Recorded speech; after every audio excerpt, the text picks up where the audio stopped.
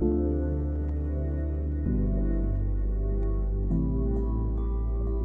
evening, friends, and welcome to Sleepy Time Tales, a podcast aimed at helping you to get a good night's sleep. This is a podcast where I read old books, sometimes fiction, sometimes non-fiction, in the most boring way I can, to try and help slow your spinning mind, enough for you to fall asleep in the most natural way possible. The stresses of life often follow us to bed and keep us company, but I'm here to distract you from them and help you drift away. But before you do fall asleep, if you find Sleepy Time Tales helpful and you'd like to support me, to help me keep it going out to you and thousands of your fellow insomniacs, please consider supporting on the Patreon at patreon.com/sleepytimetales. If monthly support is a bit much, you can also put a tip in the tip jar, the Ko-Fi or Coffee. Both of these are linked in the show notes. And I do also need to make a bit of an appeal. I'm going through a bit of a rough time at the moment, so if you've ever considered supporting Sleepy Time Tales and just never got around to it, now is the time. If you can't though, don't worry about it. Times are tough for everybody. You can also support Sleepy Time Tales by just spreading the word. If you know someone who's struggling to get a good night's sleep, tell them where to find it.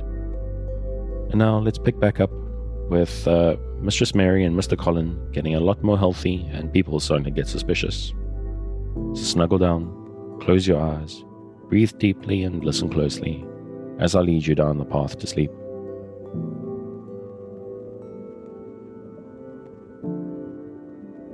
We return this week to The Secret Garden by Frances Hodgson Burnett.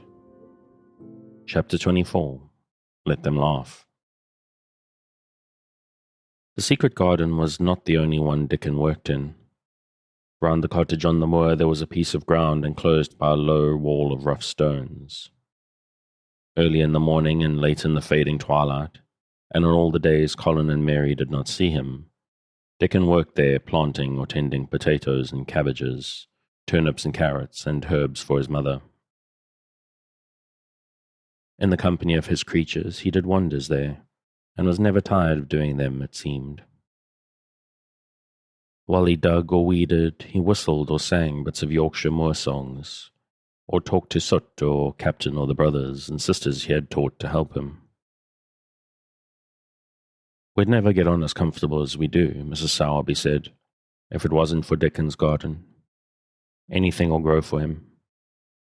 His taters and cabbages is twice the size of anyone else's, and they got a flavour with them as nobody's has. When she found a moment to spare, she liked to go out and talk to him. After supper, there was still a long, clear twilight to work in, and that was her quiet time. She could sit upon the low, rough wall and look on and hear stories of the day. She loved this time. There were not only vegetables in this garden. Dickon had bought sweet packages of flower seeds now and then, and sown bright, sweet-scented things among gooseberry bushes, and even cabbages, and he grew borders of mignonette and pinks and pansies, and things whose seeds he could save year after year, or whose roots would bloom each spring and spread in time into fine clumps. The low wall was one of the prettiest things in Yorkshire, because he had tucked moorland, foxglove and ferns and rock cress and hedgerow flowers into every crevice, until only here and there glimpses of the stones were to be seen.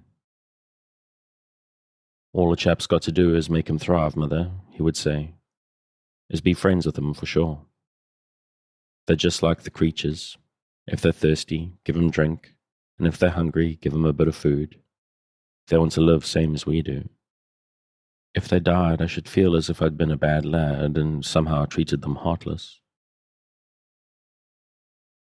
It was in these twilight hours that Mrs. Sowerby heard of all that happened at Misselthwaite Manor. At first she was only told that Mr. Colin had taken a fancy to going out into the grounds with Miss Mary, and that it was doing him good. But it was not long before it was agreed between the two children that Dickon's mother might come into the secret. Somehow it was not doubted that she was safe for sure. So one beautiful, still evening, Dickon told the whole story, with all the thrilling details of the buried key and the robin, and the grey haze which had seemed like deadness, and the secret Mistress Mary had planned never to reveal.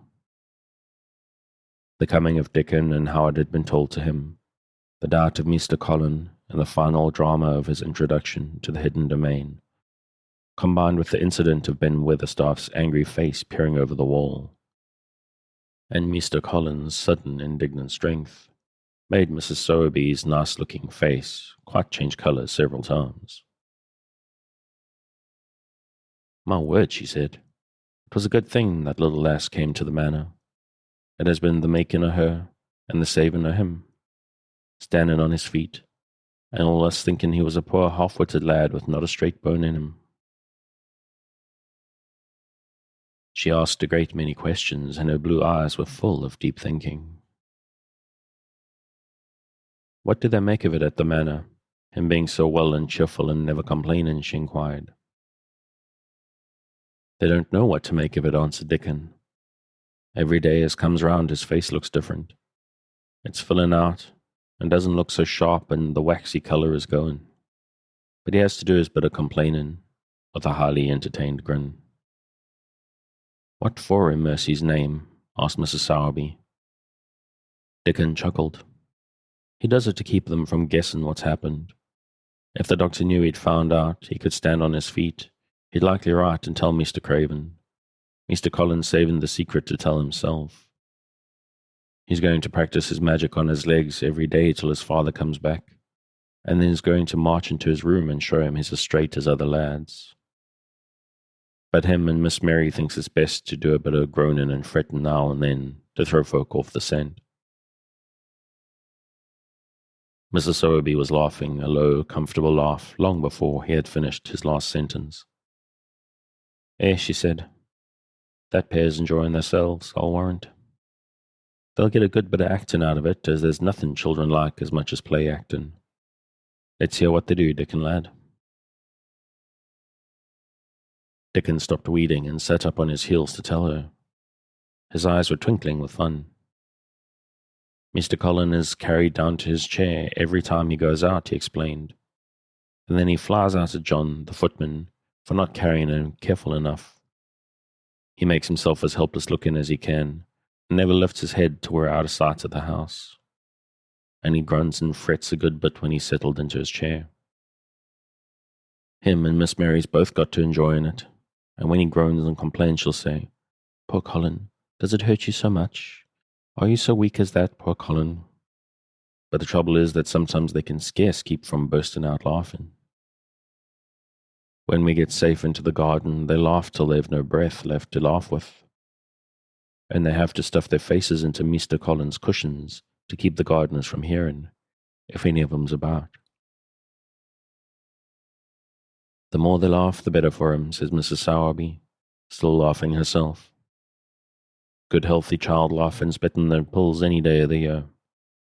That pair'll plump up for sure." "They are plumping up," said Dickon. "They're that hungry, they don't know how to get enough to eat without making talk.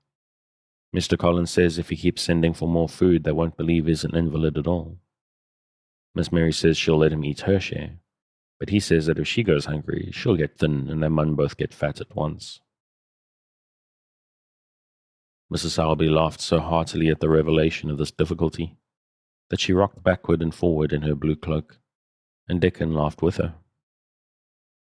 "I'll tell thee what, lad," Mrs. Sowerby said when she could speak. "I've thought of a way to help him. When thou goes to him in the morning, thou shall take a pail of good new milk, and I'll bake him a crusty cottage loaf, or some buns with currants in 'em, same as you children like. Nothing so good as fresh milk and bread. Then they could take off the edge of their hunger while they were in their garden, and the fine food they get indoors, and polish off the corners." Mother," said Dickon admiringly. "What a wonder thou art. Thou always sees a way out of things. There was quite in a bother yesterday. They didn't see how they was to manage without ordering up more food. They felt that empty inside." "They're two young uns, grown fast, and hell's coming back to both of 'em. Children like that feels like young wolves and food's flesh and blood to them," said Mrs. Sowerby. Then she smiled, Dickon's own curving smile. But they're enjoying themselves for sure," she said. She was quite right, the comfortable, wonderful mother creature. And she had never been more so than when she said their play acting would be their joy. Colin and Mary found it one of their most thrilling sources of entertainment. The idea of protecting themselves from suspicion had been unconsciously suggested to them first by the puzzled nurse and then by Dr. Craven himself. "Your appetite is improving very much, Master Colin," the nurse had said one day. "You used to eat nothing, and so many things disagreed with you." "Nothing disagrees with me now," replied Colin, and then seeing the nurse looking at him curiously, he suddenly remembered that perhaps he ought not to appear too well just yet. "At least things don't so often disagree with me. It's the fresh air." "Perhaps it is," said the nurse, still looking at him with a mystified expression. "But I must talk to Dr. Craven about it." "How she stared at you," said Mary when she went away, as if she thought there must be something to find out. "I won't have her finding out things," said Colin. "No one must begin to find out yet." When Dr. Craven came that morning, he seemed puzzled also.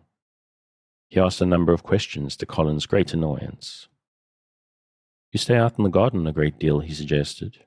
"Where do you go?" Colin put on his favorite air of dignified indifference to opinion. "I will not let anyone know where I go," he answered. "I go to a place I like. Everyone has orders to keep out of the way. I won't be watched and stared at. You know that."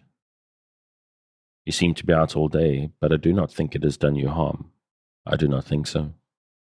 "The nurse says that you eat much more than you have ever done before." "Perhaps," said Colin, prompted by a sudden inspiration. "Perhaps it is an unnatural appetite." "I do not think so, as your food seems to agree with you," said Dr. Craven. "You're gaining flesh rapidly, and your color is better." Perhaps I am bloated and feverish," said Colin, assuming a discouraging air of gloom. "People who are not going to live are often different." Dr. Craven shook his head. He was holding Colin's wrist, and he pushed up his sleeve and felt his arm. "You're not feverish," he said thoughtfully, "and such flesh as you have gained is healthy. If you can keep this up, my boy, we need not talk of dying. Your father will be happy to hear of this remarkable improvement." "I won't have him told," Colin broke forth fiercely. "It will only disappoint him if I get worse again. And I may get worse this very night. I might have a raging fever. I feel as if I might be beginning to have one now. I won't have letters written to my father. I won't. You're making me angry, and you know that is bad for me. I feel hot already. I hate being written about and being talked over as much as I hate being stared at." "Hush, my boy," Dr. Craven soothed him. "Nothing shall be written without your permission. You are too sensitive about things. You must not undo the good which has been done." He said no more about writing to Mr. Craven, and when he saw the nurse, he privately warned her that such a possibility must not be mentioned to the patient. "The boy is extraordinarily better. His advance seems almost abnormal. But of course, he is doing now of his own free will what we could not make him do before. Still, he excites himself very easily, and nothing must be said to irritate him." Mary and Colin were much alarmed, and talked together anxiously. From this time dated their plan of play acting. "I may be obliged to have a tantrum," said Colin regretfully. "I don't want to have a big one. I'm not miserable enough now to work myself into a big one. Perhaps I couldn't have one at all. That lump doesn't come into my throat now, and I keep thinking of nice things instead of horrible ones. But if they talk about writing to my father, I shall have to do something."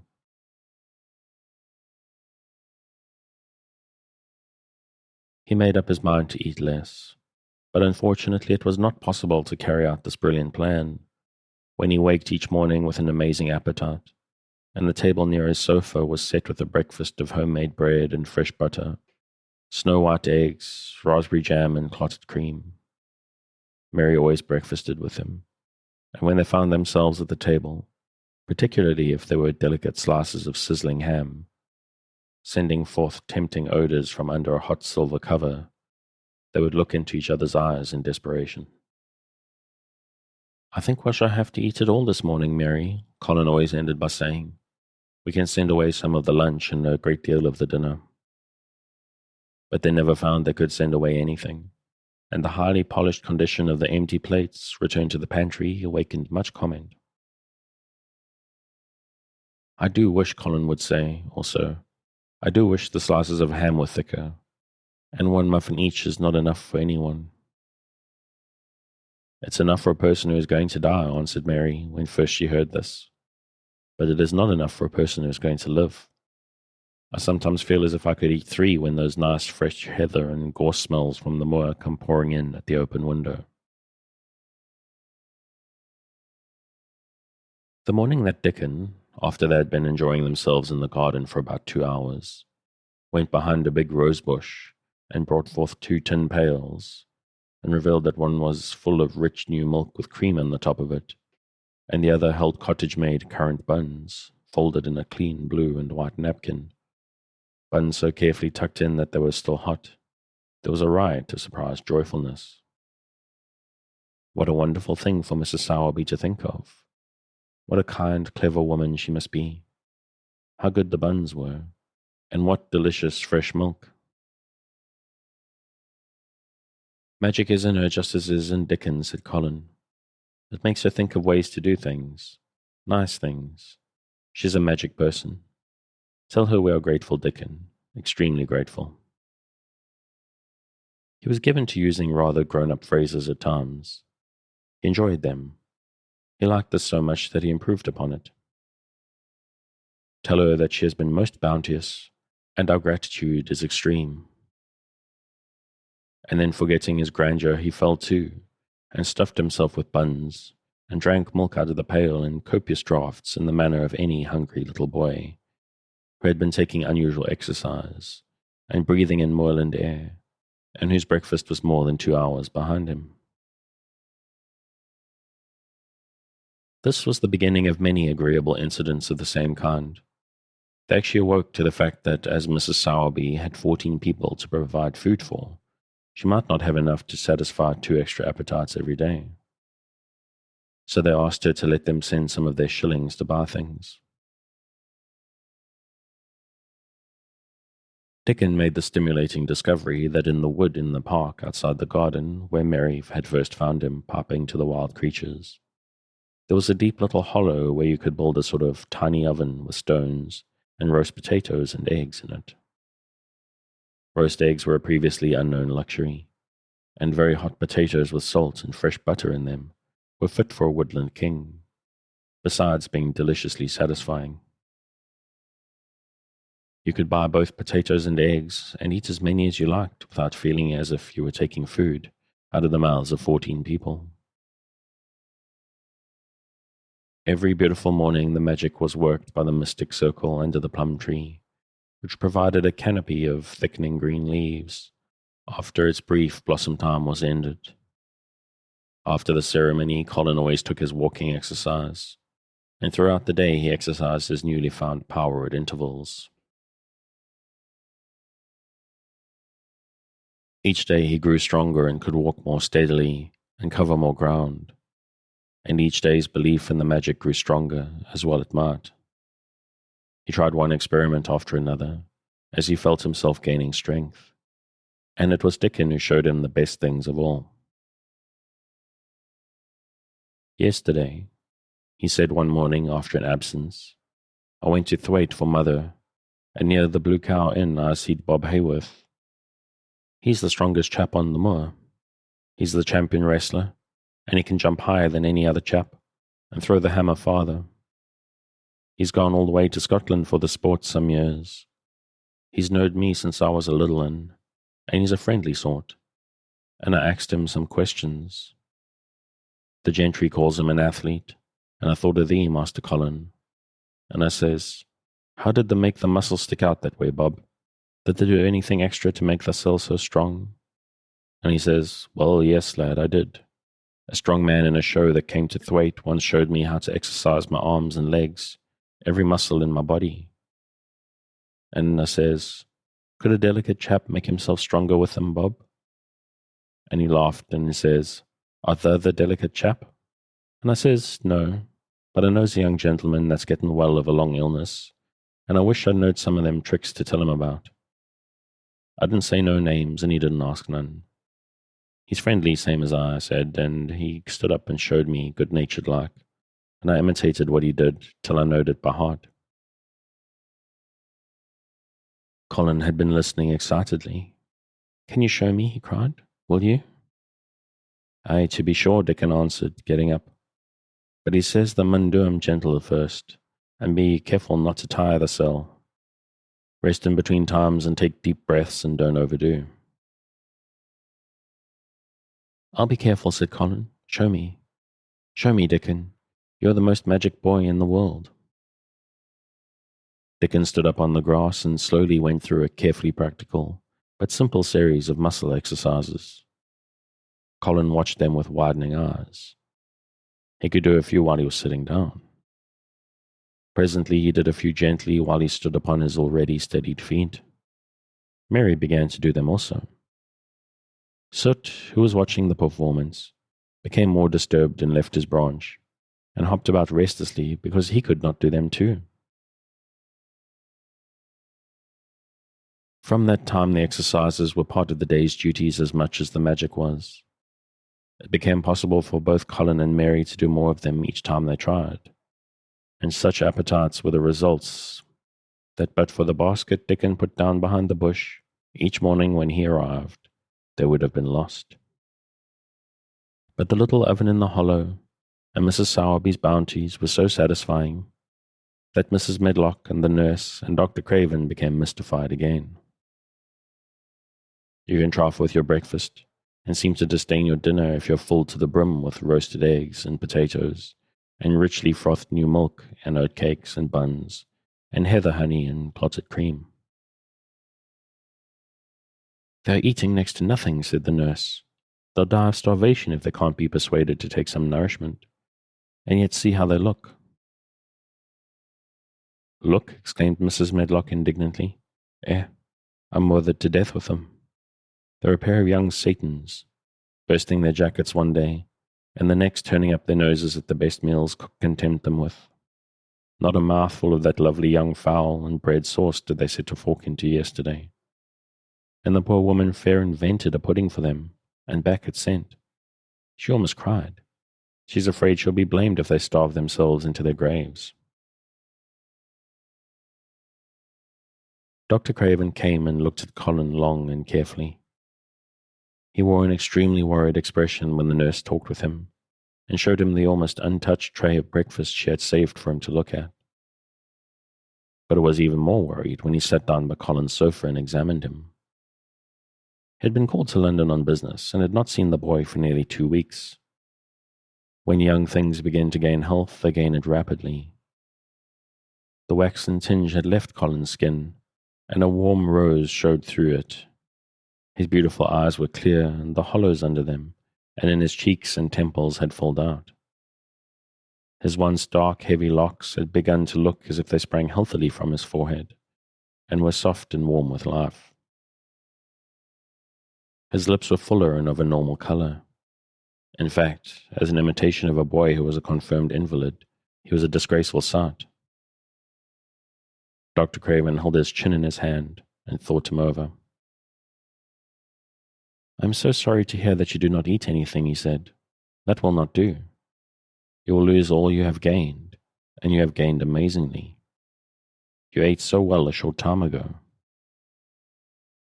"I told you it was an unnatural appetite," answered Colin.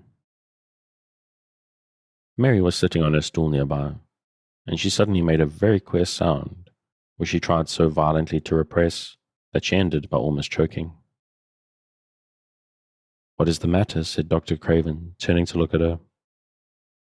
Mary became quite severe in her manner. "It was something between a sneeze and a cough," she replied with reproachful dignity, "and it got into my throat.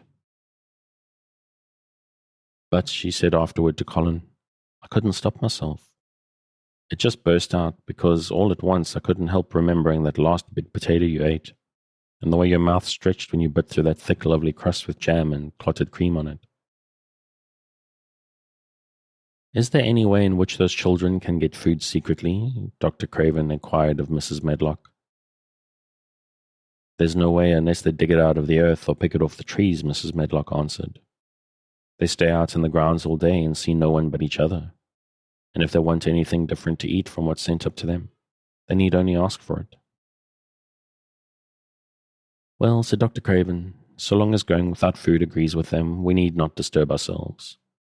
The boy is a new creature. So is the girl, said Mrs. Medlock. She's begun to be downright pretty since she's filled out, and lost her ugly little sour look. Her hair's grown thick and healthy looking, and she's got a bright colour. The glummest, ill-natured little thing she used to be, and now her and Master Colin laugh together like a pair of crazy young ones. Perhaps they're growing fat on that. Perhaps they are, said Dr. Craven. Let them laugh. Chapter 25. The Curtain.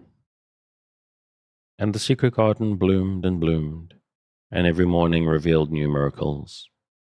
In the robin's nest there were eggs, and the robin's mate sat upon them, keeping them warm with her feathery little breast and careful wings. At first she was very nervous, and the robin himself was indignantly watchful.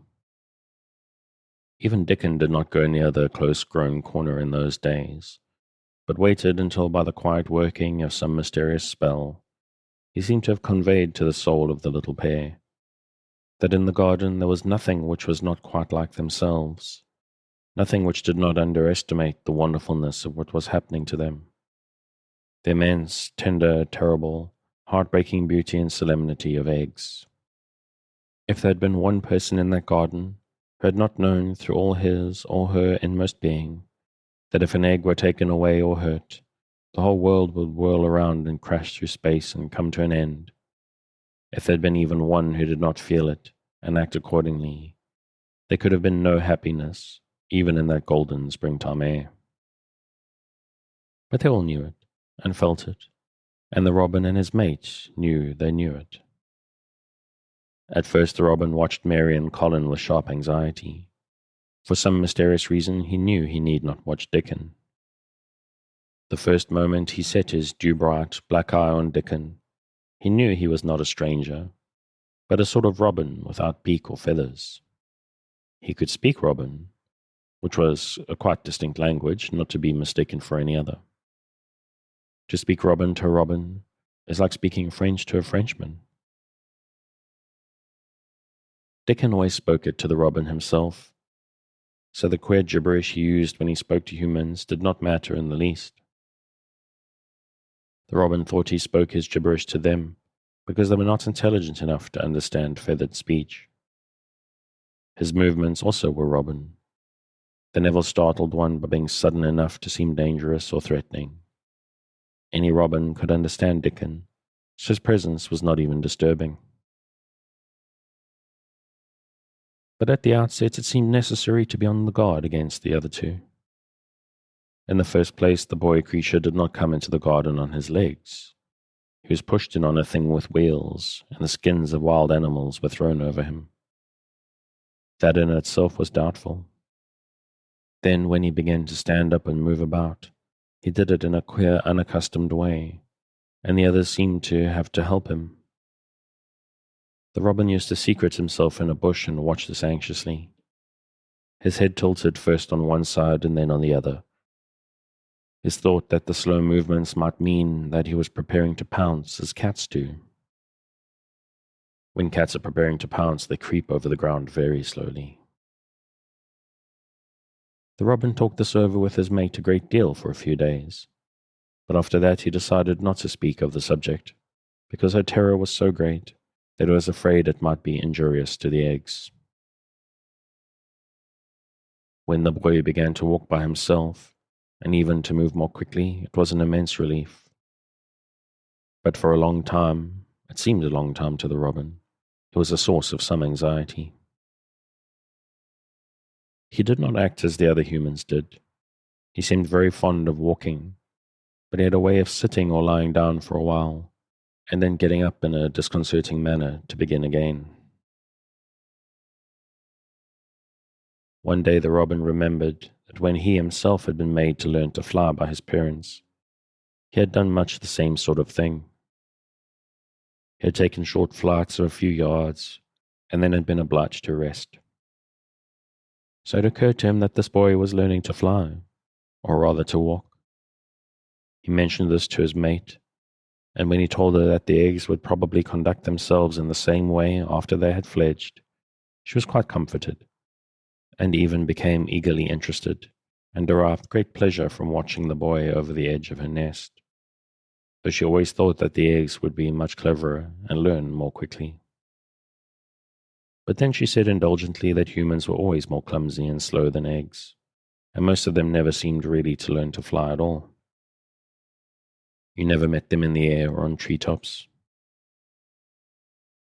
After a while, the boy began to move about as the others did, but all three of the children at times did unusual things.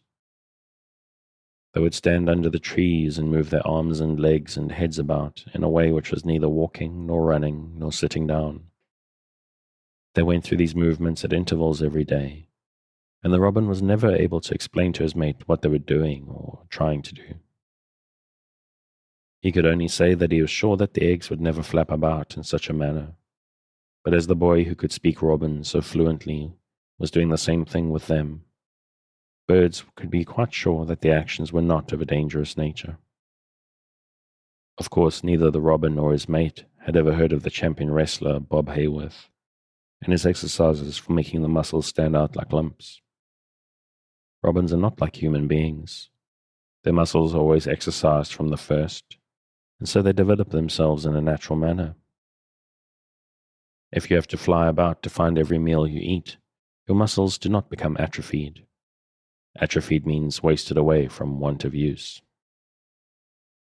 When the boy was walking and running about, and digging and weeding like the others, the nest in the corner was brooded over by a great peace and contentment. Fears for the eggs became things of the past.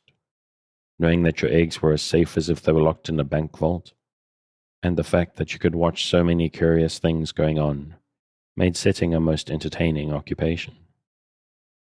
On wet days, the egg's mother sometimes felt even a little dull, because the children did not come into the garden. But even on wet days, it could not be said that Mary and Colin were dull. One morning, when the rain streamed down unceasingly, and Colin was beginning to feel a little restive, as he was obliged to remain on his sofa, because it was not safe to get up and walk about, Mary had an inspiration. "Now that I'm a real boy," Colin had said, "my legs and arms and all my body is so full of magic that I can't keep them still. They want to be doing things all the time. Do you know that when I waken in the morning, Mary, when it's quite early and the birds are just shouting outside, and everything seems just shouting for joy, even the trees and things we can't really hear, I feel as if I must jump out of bed and shout myself. If I did it, just think what would happen." Mary giggled inordinately. Nurse would come running, and Mrs. Medlock would come running, and they would be sure you had gone crazy, and they'd send for the doctor, she said. Colin giggled himself. He could see how they would all look, how horrified by his outbreak, and how amazed to see him standing upright. "I wish my father would come home," he said. "I want to tell him myself. I'm always thinking about it, but we couldn't go on like this much longer. I can't stand lying still and pretending, and besides, I look too different. I wish it wasn't raining today." It was then Mistress Mary had her inspiration. "Colin," she began mysteriously, "do you know how many rooms there are in this house?" "About 1,000, I suppose," he answered. "There's about 100 no one ever goes into," said Mary, "and one rainy day I went and looked into ever so many of them. No one ever knew, though Mrs. Medlock nearly found me out. I lost my way when I was coming back, and I stopped at the end of your corridor. That was the second time I heard you crying." Colin started up on his sofa. 100 rooms no one goes into," he said. "It sounds almost like a secret garden. Suppose we go and look at them. Wheel me in my chair and no one would know we went." That's what I was thinking, said Mary. No one would dare to follow us. There are galleries where you could run.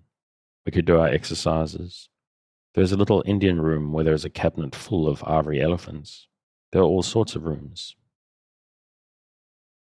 Ring the bell, said Colin. When the nurse came in, he gave his orders. I want my chair, he said. Miss Mary and I are going to look at the part of the house which is not used. John can push me as far as the picture gallery because there are some stairs. Then he must go away and leave us alone until I send for him again. Rainy days lost their terrors that morning. When the footman had wheeled the chair into the picture gallery and left the two together in obedience to orders, Collin and Mary looked at each other, delighted. As soon as Mary had made sure that John was really on his way back to his own quarters below stairs, Colin got out of his chair. I'm going to run from one end of the gallery to the other, he said, and then I'm going to jump, and then we will do Bob Hayworth's exercises. And they did all these things and many others. They looked at the portraits and found the plain little girl dressed in green brocade and holding the parrot on her finger. All these, said Colin, must be my relations. They lived a long time ago. That parrot one, I believe, is one of my great aunts. She looks rather like you, Mary. Not as you look now, but as you looked when you came here. Now you're a great deal fatter and better looking. So are you, said Mary, and they both laughed. They went to the Indian room and amused themselves with the ivory elephants. They found the rose-colored brocade boudoir and the hole in the cushion the mouse had left. But the mouse had grown up and run away, and the hole was empty. They saw more rooms and made more discoveries than Mary had made on her first pilgrimage. They found new corridors and corners and flights of steps, and new old pictures they liked, and weird old things they did not know the use of. It was a curiously entertaining morning, and the feeling of wandering about in the same house with other people, but at the same time feeling as if one were miles away from them, was a fascinating thing. I'm glad we came, Colin said. I never knew I lived in such a big, queer old place. I like it. We'll ramble about every rainy day. We shall always be finding new queer corners and things. That morning they had found, among other things, such good appetites, that when they returned to Colin's room, it was not possible to send the luncheon away untouched. When the nurse carried the tray downstairs, she slapped it down on the kitchen dresser, so that Mrs. Loomis, the cook, could see the highly polished dishes and plates. Look at that, she said. This is a house of mystery, and those two children are the greatest mysteries in it.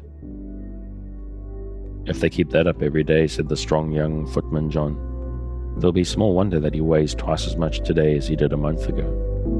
I should have to give up my place in time for fear of doing my muscles an injury.